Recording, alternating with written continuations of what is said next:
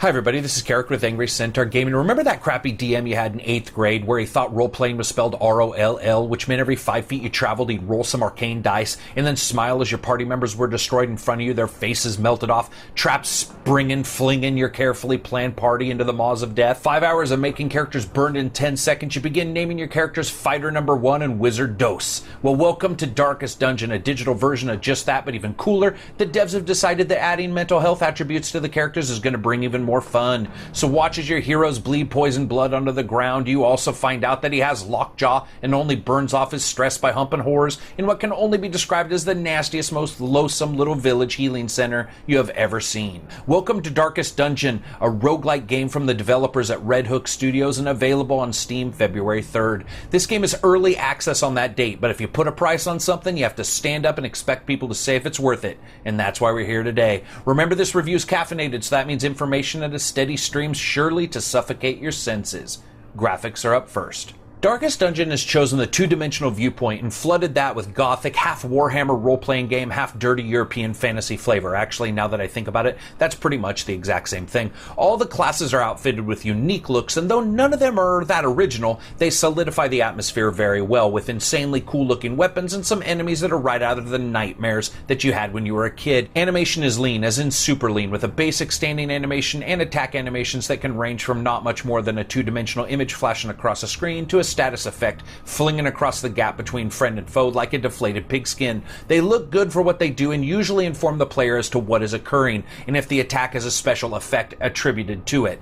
While most everything outside of the adventuring is done in flat static screens, they all have a cool gothic feel to them, and what they lack in flash they make up for in overall atmosphere. Walking around the various levels, your heroes trudge almost unwillingly through the locales, wandering from trap to trap, deadly room to deadly room, and engaging all manner of beasts and men, and have a fairly good animation while doing it. Just like the heroes, the enemies look good but not great, and do a good job of holding the overall flavor of the game world well. From pigs infected with some kind of stomach rot to freakish bosses that close out the levels, the game may not astound with its graphics, but it tries hard and the effort is actually visible. Overall, I'd say good though not great, with the artistic aims of the developers showing through. Sound.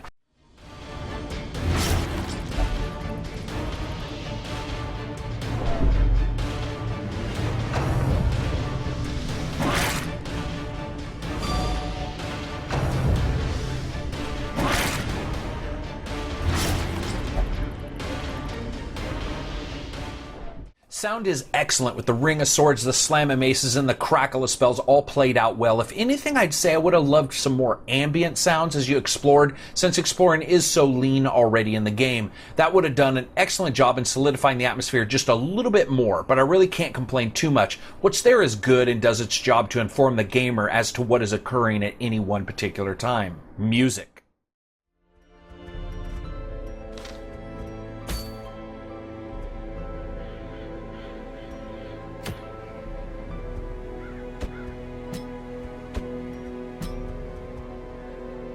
I loved it. Though there aren't that many tracks, what is there is outstanding, with good battle tunes tinged with a bit of somberness to remind you that you're never that far away from death, and moody atmospheric music while walking through the disease-ridden tunnels of fantasy Calcutta. I just loved the music. Voice.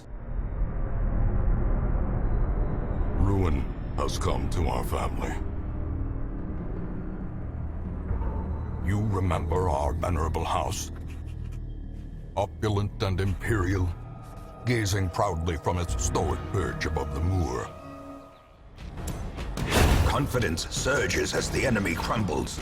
There's only a narrator, as none of the characters have voices. That's probably for the best, as many of them last less time than a TV commercial, but the narrator does a really good job. Not only does he cover the backstory, but as you progress through the game, he augments battles by commenting on the statuses, attacks, and defenses, and as you explore, he covers it with atmospheric one-liners. And likely, the deaths of all people involved will be spoken about when it happens. As the only voice, it's his job to carry this aspect of the game, and he does very well. Suitably, brutally, brilliant is the way I described his vocals to another gamer, and that fits here.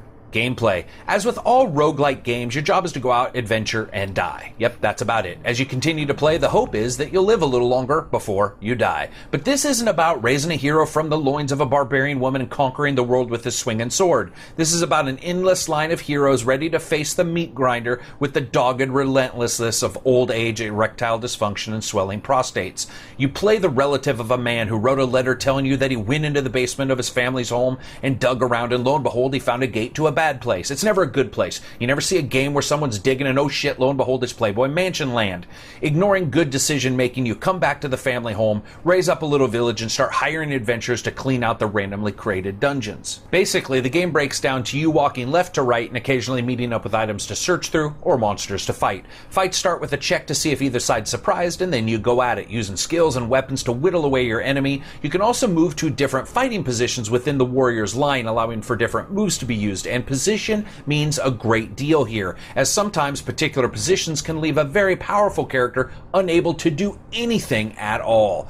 Luckily, their assortment of skills, of which you can only have a specific number active at any time, allow the characters to at the very least appear to be doing some damage to the enemy. Don't get me wrong, you can win the fights. Despite proper planning, the randomness of the adventure and the locations, though, can spell the doom of many a party member before you really have a chance to say blighted pig wombat creature. Add to all that the tossing of buffs and debuffs, critical hits and stuns all over the battlefield, and within a couple moments a battle can swing from one side to the other with a carefully placed skill or useful attack. Special items found during adventuring can be outfitted on characters and usually offer fairly potent skill boosts to your walking death sacks. While traveling, you also have torches, which would make sense because you're exploring under the earth, but they also deliver a sizable impact to gameplay, and keeping them lit at a high level keeps stress lowered and allows you to occasionally surprise enemies, which can be a difference between skating an entire encounter or facing a wall of pissed off skeletons eager to wear your skin like a fucking winter coat. As you progress, you unlock new skills, new locations, and new places for your battle-worn heroes to burn off their stress that I mentioned before. You see, the game not only has all the physical trappings of many rogue games, but here you also have to worry about stress and mental afflictions.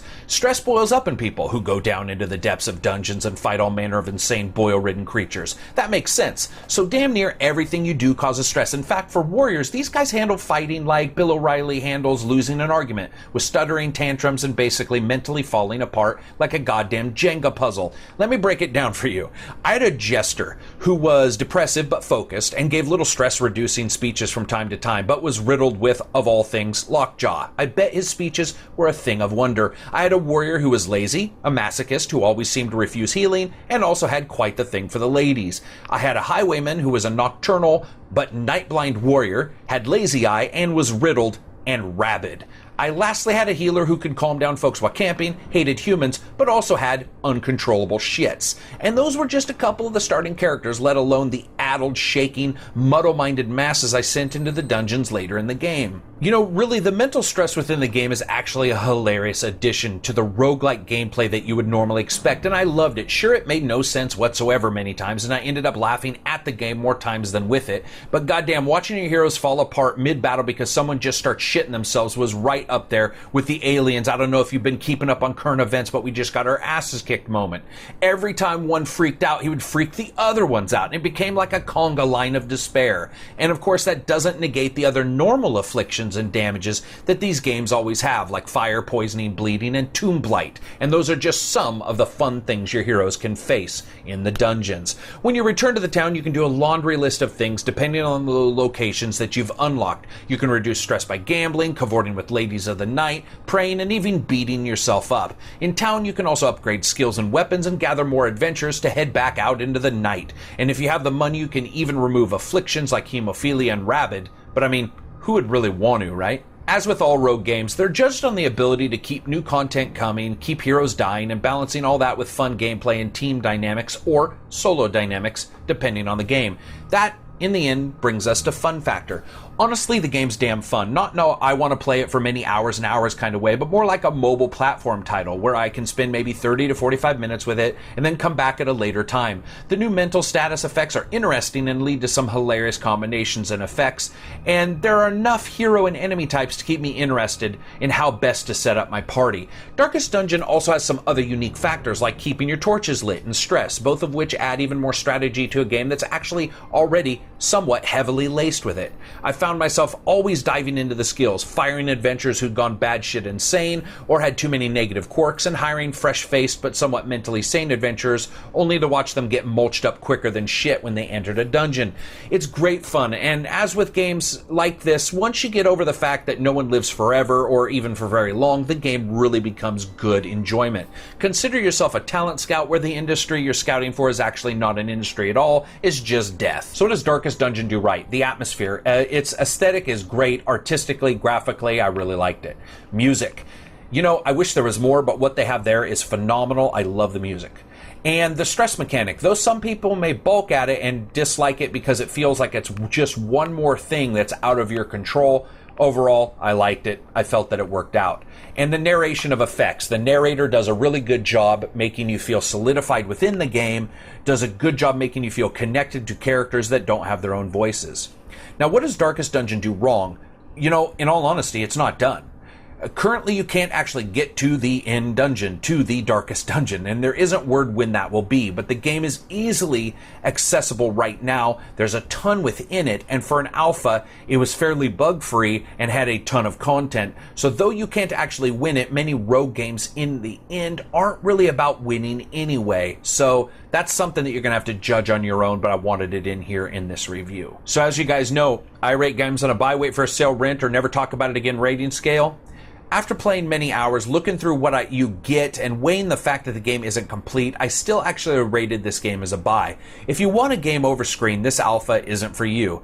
If you're okay with pure gameplay, then Darkest Dungeon offers more than enough to offset the cost, and nothing indicates that we won't see that last dungeon added very soon. I loved my time with it, and though there were moments of frustration, it does the rogue style genre really well. So that's it for me. If you liked the video, hit like. If you disliked it, hit dislike. And remember, you can always support us at Angry Centaur Gaming on YouTube or on Patreon, or not at all. Peace out.